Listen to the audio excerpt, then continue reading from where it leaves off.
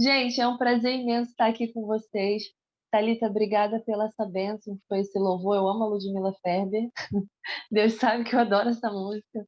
E é tempo de resgatações mesmo. Acho que é tempo da gente clamar ao Senhor um som de multiplicação, de força mesmo, para a gente fazer essa caminhada. E pegando um gancho com a palavra que o Felipe trouxe logo na abertura, né, que o Buba falou sobre solitude, são tempos, né, que a gente tem que fazer as pazes com a nossa solidão e saber que a gente tem um Deus que nos acompanha nessa jornada, que é um deserto também, quando a gente escolhe estar caminhando numa trincheira de uma igreja antifundamentalista, quando a gente escolhe se comprometer com uma visão de igreja que não visa poder e não visar poder estar com quem não tem poder, com desapoderados. E ninguém gosta de acompanhar essas pessoas geralmente. Então, é um caminho solitário. Essa semana, né? Antes de tudo, eu queria que vocês não fizessem grandes expectativas dessa mensagem, pelo amor de Deus, mas que eu venha ser humildemente aqui canal de alguma coisa boa para a vida de vocês, que o Espírito Santo possa estar trabalhando a mensagem. Mas eu vou ser bem breve. Essa semana foi muito corrida, porque eu trabalhei muito. Eu estou num trampo agora de trabalho de 30 horas, além dos outros trabalhos que eu tenho. Por quê? Porque é isso, é a vida. O Brasil neoliberal pede que você faça isso, né? Mas enfim, trabalhei no Novas Narrativas. Eu acho que, não sei se todo mundo aqui conhece, o Novas Narrativas Evangélicas é uma iniciativa que aconteceu no ano passado, né, em dezembro, e agora se reuniram de novo no Rio. E eu estava trabalhando lá na recepção e tal, então foi um momento de ouvir pessoas que estavam trazendo uma proposta de mundo, de igreja, que não é o ouvido pela grande mídia e tal.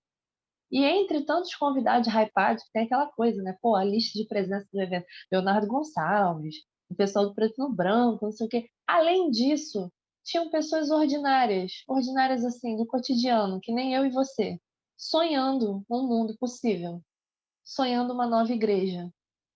Que na verdade não é nova, né, gente? É uma igreja que sempre existiu e que permanece existindo, porque é a igreja que prega o amor de Jesus, então ela está viva. Porque se ela não estivesse viva, ninguém estava aqui, ninguém estava num culto de assembleia ouvindo uma música dessa sendo tocado e sendo convidado a levantar de manhã, erguer a cabeça e continuar trabalhando, né?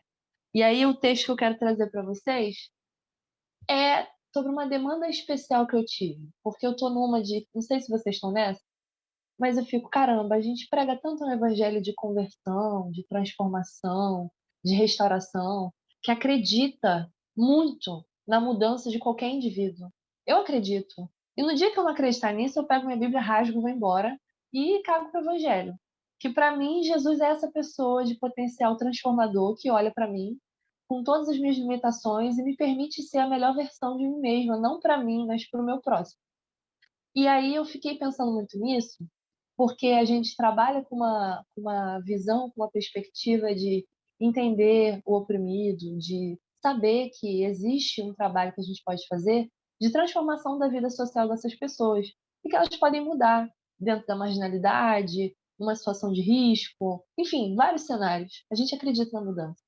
Mas eu tenho sentido ultimamente que a gente, enquanto igreja assim, que está à margem, que está fora, né, das instituições e que está propondo outro tipo de evangelho que lute pela vida da mulher, lute pela causa das minorias, parece que a gente perdeu a fé na restauração dessas pessoas que se dizem cristãs hoje, mas que parece que não amam quem não for naquele checklist, né, que ela tem. E parece que a gente se transformou um pouquinho nelas. E aí eu estava fazendo a terapia essa semana, e aí terapia comportamental, né? TCC, não sei se vocês manjam disso, mas aí minha psicóloga pediu para eu falar com todo mundo da minha família e perguntar como que eles me veem. E aí depois, quando eu fiz tudo isso, ela chegou para mim e falou assim: vem cá, de quem que você identificou um certo tipo de comportamento espelhado? Tipo assim, te criticou num ponto, mas tem a mesma característica. Aí eu rapidão falei: não, minha mãe falou que eu sou teimosa, mas ela é a pessoa mais teimosa que eu conheço. Então, quer dizer, ela replicou uma coisa que ela viu em mim, que ela também tem. E às vezes eu me sinto assim, tão injusta, que eu acredito na conversão, eu acredito na transformação de todo mundo, mas eu sou incapaz de olhar para um cristão de uma igreja que eu fui praticante a vida inteira, que ele possa, de fato, um dia olhar para uma pessoa que não está dentro do script gospel hoje e ver alguém digno de receber Jesus. E aí eu falei, Senhor, eu perdi a fé no poder da sua transformação. Eu realmente perdi a fé. E aí, onde que eu vou fazer o gancho dessa palavra? Queria convidar você a abrir em Atos, capítulo 26. A gente vai falar do maior fariseu, puritano, safado, perseguidor de minorias, bolsominion dos tempos de Jesus, que depois virou um apóstolo. O Paulo, né? O grande Paulo. Vamos lá pro capítulo 26, gente. Eu vou começar no 13, tá? Profético. Profético. 26, 13, gente. Vai lá. Todo mundo achou aí? Amém ou misericórdia? Amém? Beleza. No caminho por volta do meio-dia, ó rei, ele está falando para o rei Agripa no tribunal, né? Ele está se defendendo da perseguição lá que ele teve que ir para o tribunal. Um tribunal corrupto, inclusive. No caminho por volta do meio-dia, ó rei, vi uma luz vinda do céu, que era mais brilhante do que o sol. Essa luz me envolveu a mim e aos que estavam comigo. Todos nós caímos por terra. Ouvi então uma voz que me dizia em língua hebraica: Saulo, Saulo, por que você me persegue? É duro você se recalcitrar contra o aguilhão. Eu respondi: Quem és tu, Senhor? E o Senhor me respondeu: Eu sou Jesus, aquele que você está perseguindo. Mas agora levante-se e fique firme, em pé. Foi para isso que apareci a você, a fim de constituí-lo servo e testemunha desta visão, na qual você me viu, e também de outras visões nas quais aparecerei a você. Eu o livrarei do povo e das nações às quais eu envio, para que você lhes abra os olhos e assim se convertam das trevas para a luz, da autoridade de Satanás para Deus. Desse modo, pela fé em mim, eles receberão o perdão dos pecados e a herança entre os santificados. Eu amo esse texto, porque esse texto aqui, ele prova para mim e para você que qualquer pessoa, por mais assim absurdo que seja, pode ser contemplado por essa luz mais clara que o meio-dia, que eu gosto de chamar de sol da justiça, e aí a pessoa sai do domínio de Satanás e passa para Deus. Porque aqui o texto é muito claro. Não é o Satanás, o sete pele, o Beelzebul, que está com tridente e que está em outras religiões. Não. Estar sob o domínio de Satanás é você perseguir Jesus. Perseguir Jesus é perseguir todo aquele corpo que não é digno na sociedade. É só isso. É só isso. Então, qualquer um de nós aqui, em algum momento, já esteve sob o domínio de Satanás. E eu acredito que muitos de nós aqui fomos alcançados por essa maravilhosa luz. E eu gosto de ler esse texto porque eu sinto uma vergonha alheia absurda, porque eu lembro da época que eu fui Saulo na vida de alguém. Eu lembro muito, eu com 15 anos, eu estava vendo o vídeo da Michelle Bolsonaro essa semana, ela falando que Brasília era consagrada a demônios, que o presidente, não sei o quê, e agora Deus está governando, não sei o quê, na igreja, e eu lembrei, eu fiquei, Deus, que mulher sonsa, dissimulada, olha isso, ela está usando mesmo a tua palavra para fazer projeto político assim, na cara dura. Aí, na mesma hora, o Espírito veio assim, pô, meu, você lembra quando você tinha 15 anos? Que você entrou numa igrejinha de bairro e começou a profetizar contra terreiro de macumba e dizendo que a família não podia ser destruída por causa do casamento gay? Saulo, Saulo, por que me persegues? Entendeu? Então, assim, todo dia é dia da gente lembrar que a gente já foi Saulo, que a gente já foi um tipo de pessoa dominada por Satanás, achando estar defendendo a pureza de um evangelho, e com a visão muito limitada. E eu gosto desse texto porque Jesus, quando encontra Saulo nesse momento de cegueira, nesse momento de desamparo, de solitude, que ele acha que ele é o guerreiro que está ali a serviço do rei para fazer a obra de Deus, ele se encontra e aí Jesus ainda fala assim: olha só, eu apareci para você ser testemunha dessa visão e de outras.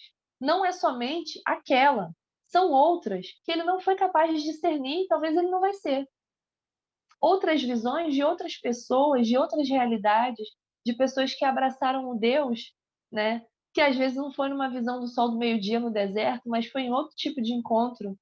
Então, acho que é muito lindo esse texto de Paulo, porque ele mostra para a gente a capacidade transformadora de Jesus e a capacidade divina diversa, que não se limita há um tipo só de visão. E acho bonito que Paulo fala assim, ó, falou comigo em hebraico, mas falou com Pamela em português brasileiro. Vai falar com Pedro Marcelo em português de Portugal. E a gente vai caminhando. E não dá para perder esse chamado de entender que, da mesma maneira que a gente foi liberto, a gente também foi chamado para libertar. Não numa postura colonizadora missionária, tipo, agora eu sou iluminado e agora eu venho trazer para você essa maravilhosa luz. Não. É com a consciência de servo, de entender que a nossa obra, depois de ter sido liberto, é libertar. Libertar através da paciência, libertar através de entender a nossa história, o que a gente já foi um dia, o que a gente quer ser um dia e como a gente quer ser como igreja, em corpo. Então, acho que já passou da hora da gente ficar dentro desses lugares, sabe, de separação, replicando, espelhando esse mesmo comportamento que as pessoas fundamentalistas fizeram com a gente, que a gente já foi algum dia, em algum momento.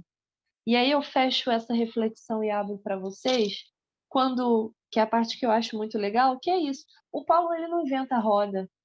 E ele tem tanta consciência que ele não inventa a roda quando ele é liberto, que ele vai mais à frente e fala assim: "E não digo nada mais do que os profetas e Moisés", isso ali no versículo 22. Ou seja, que o Cristo devia sofrer, que sendo o primeiro a ressuscitar dentre os mortos, ele devia anunciar a luz ao povo e às nações. Paulo não proclama nenhuma novidade. O que a gente faz enquanto igreja aqui não é nenhuma novidade que Jesus já não tenha feito há 2000 anos atrás. A única novidade que sempre vai existir é que existirá sempre uma capacidade absurda de alguém que recebe Jesus ser transformado, ser sensibilizado pelo corpo de Jesus que é perseguido todos os dias, dentro dessas pessoas que não são assistidas no caminho. Enquanto a igreja tiver essa capacidade, Jesus vai continuar gerando vida, gerando pessoas para libertar. Isso é tão, assim, claro, que depois, dentro desse tribunal ali, corrupto, começam a acusar Paulo e falam: "Você tá louco, Paulo. Todos os seus conhecimentos estão deixando você maluco". Falam literalmente isso para ele no versículo 24, né, quando ele estava fazendo a própria defesa. "Você tá maluco". E é uma maluquice você depositar até o fim a esperança que uma pessoa que encontra Jesus pode ser transformada, mesmo ela tendo um comportamento conservador, mesmo ela tendo um comportamento agressivo, violento, destrutivo, ainda há esperança. Enquanto eu, você, a Igreja de Jesus estiver reunida proclamando o Evangelho, há esperança para essas pessoas se converterem e sair do domínio de Satanás, porque a gente já saiu, então é possível. E aí, quando ele termina de fazer a defesa dele, o próprio rei Agripa fala, né? Nossa, por pouco você com essas suas maluquices, com esse seu raciocínio doido, não me faz um cristão. E aí Paulo fala para ele assim: olha, por pouco ou por muito, queira Deus que não somente o Senhor, mas todos os que me escutam fossem hoje tais como eu, mas sem essas correntes. Porque ele está num contexto de poder estrutural romano, segurando ele, oprimindo ele, e o evangelho ele não vem numa liberdade metafísica que fica pairando no ar. Ela é uma liberdade que atinge a gente num chamado de libertação tão forte que as correntes não suportam. E essas correntes são físicas e reais. Então a igreja se movimenta, é chamada, sai do domínio de Satanás para Deus, para servir para o chamado de libertação. Então acho que era essa palavra que eu queria trazer para vocês, que a gente tenha força de acreditar que Deus tudo pode fazer, tudo pode transformar, e que a nossa missão é libertação, quebrar correntes, todas elas, de todas as ordens.